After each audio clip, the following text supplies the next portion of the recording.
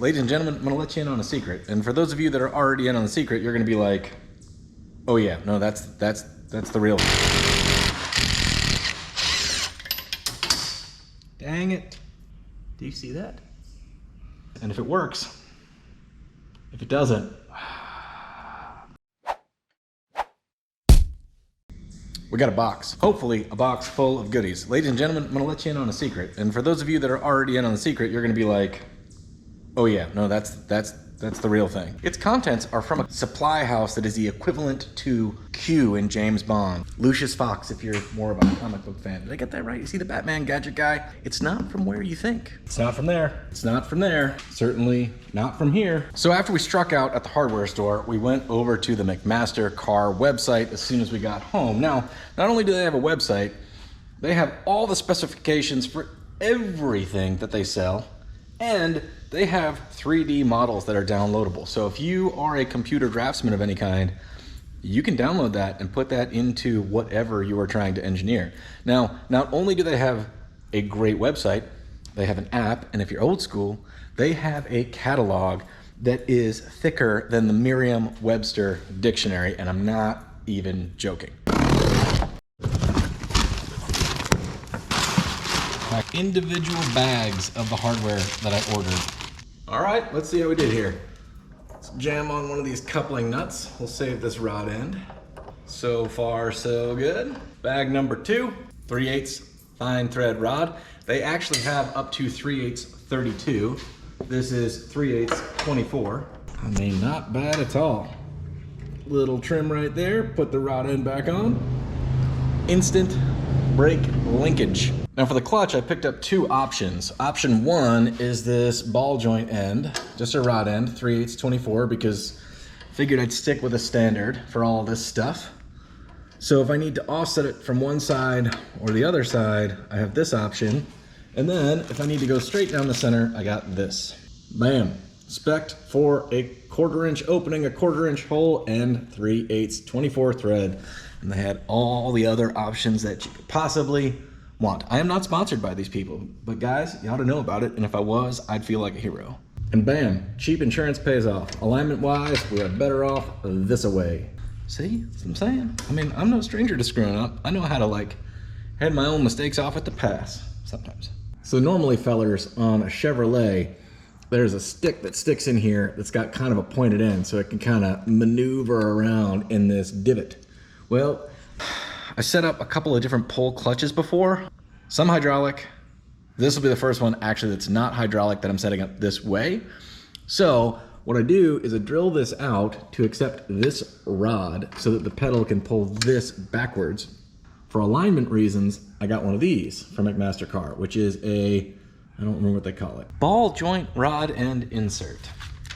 Packing list. The little taper there is designed to correct any of the whoop-de-dooness in these rod ends, but it will also serve very well here for the tiny bits of correction we need as this thing pulls on an arc this way and this thing pulls on an arc this way.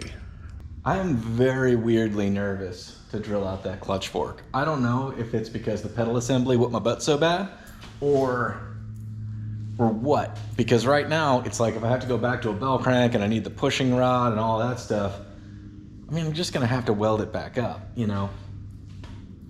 I'm gonna grind out that divot. I wish there was a way around it, you know, but that's just because I'm chicken.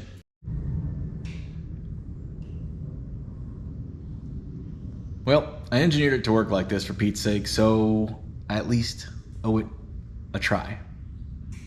Worst case, I gotta spend 30 bucks on a new clutch fork, pull the transmission off, put a clutch fork in, right? Right? Okay. Round 3. Nothing is doing anything. Yep. The rest of it's in there in case you were wondering. Dang it.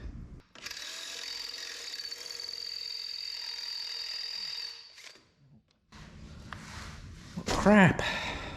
Sometimes drilling a little hole will just wear you right out. I am dripping sweat and I've gone through like 100 drill bits.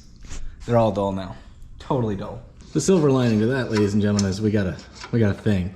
So we rotate our pedal to its starting point. Basically, we're gonna have to trim this and get something threaded on the end because me trying to thread it wasn't happening. We're gonna try this one more time. Like a 1-inch socket fits on there. Make my life better. Otherwise, we're cutting and welding and adding threads on, which we're absolutely qualified to do here. Semi-professional, you know what I'm saying?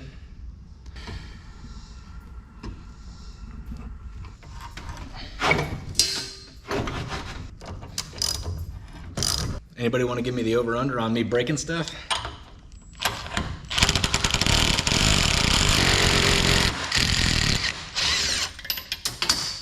Dang it. That's not going straight at all. Do you see that? That is an unfortunate truth. Dang it. And the die is lost forever somewhere in that bucket. All right, so this is started back here. No, I think I got that all the way good. So we could open it up if we needed to. And then this, we have threaded about halfway. Half of it's usable threads, because obviously you need some threads to hold the thing on the thing. So we're gonna get the measurement from this hole to this hole at its starting point, which is probably closer to like here. And then we're gonna do a little trim. We gotta take 1.5 inches out of this thing. I bumped it up because I realized I can have some adjustment at the master cylinder. So 1.5 inches. I leave a nut on there whenever possible when I'm cutting threaded rod, because once I cut it, it's easier to thread the nut off, and that will actually kind of start to clean up your threads. Can be kind of a, wouldn't call it a lifesaver, but it can be a big help. And then we are going to salvage this section to finish our clutch linkage rod. Yeah, that's hot. See, there we go. We are good. Yep, styling. All right, there's our first linkage rod connection thing. So our brake pedal is set up. I just noticed this, that like, this thing has connections both port and starboard, front and back. So I've never seen a master cylinder with 4 ports. So I don't know, I have to do some Googling and figure out, are you supposed to, I've never, like usually you send one line to the front, split it somewhere low on the frame, send one line to the back, it goes to the rubber line that splits to the rear end. So I don't know if I need 2 plugs and I can use either side. I mean, that's kind of convenient because then I don't have to get tucked into here, which I like, but you guys seen that before? I haven't. These brackets seem to be even on this side and that side, so there's no front and back, which is weird because these frames all taper. So like all of them.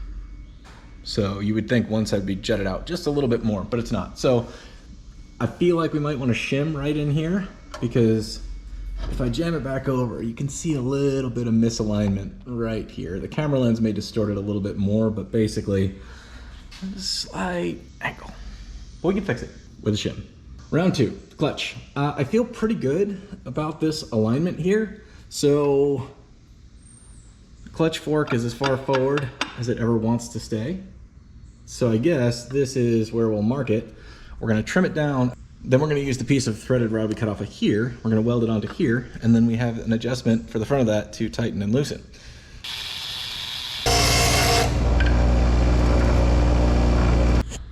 Next pro tip, ladies and gentlemen, if you're trying to weld round stuff together, end to end, butt weld it, it can be pretty easy to misalign it. So grab yourself something with a 90-degree in it, right? We've got a piece of channel here because it's kind of the right size, but big fat piece of angle iron would do too. Oh, look at that, lay it down like that. So basically we've got it clamped in to our corner here and here, and we're gonna zap some welds right in on the top. That won't keep it from bending while you weld it if you don't do that part right, but it will keep it from being misaligned in the first place. All right, let's crank her up to 11. Give it hell. Too soon, helmet.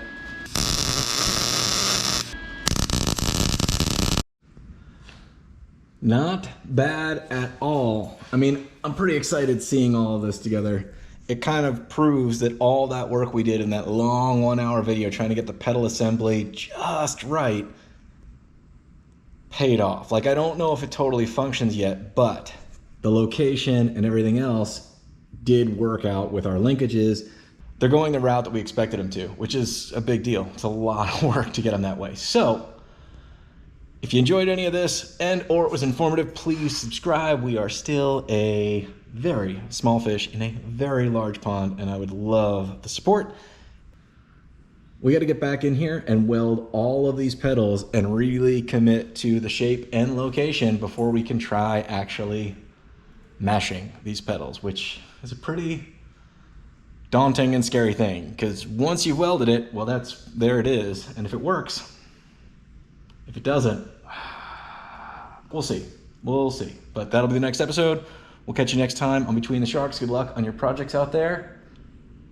All right. Here goes nothing.